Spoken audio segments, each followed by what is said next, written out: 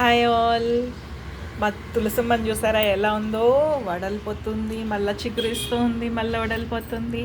తులసి కోటలో ఉన్నప్పుడు అలాగే ఉంటాయండి. కానీ నేను ఇంకా కొంచెం దీన్ని వాటర్ అది లోపలికి పంపించాలన్నమాట.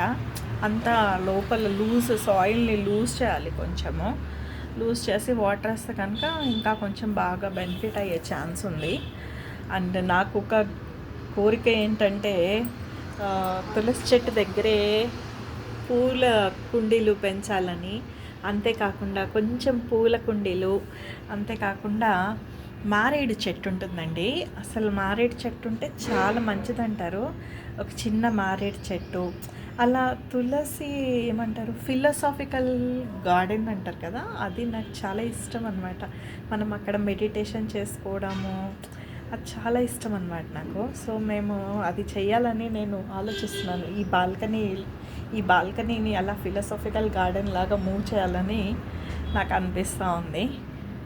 సో అది చేసిన తర్వాత మీకు నెక్స్ట్ వీడియోలో పెడతాను. అప్పటి వరకు ఈ వీడియోస్ని చూస్తూ ఎంజాయ్ చేయండి. And do subscribe my channel. నా ఛానల్ని సబ్స్క్రైబ్ చేసుకోవాలండి మీరు. ఎందుకంటే అట్లీస్ట్ 50 సబ్స్క్రైబర్స్ అయినారు. నాకు ఇంకొంచెం మంది సబ్స్క్రైబర్స్ వస్తే నా ఛానల్స్ ఇంకా మంచిగా మూవ్ అవుతాయి అన్నమాట. So see you all.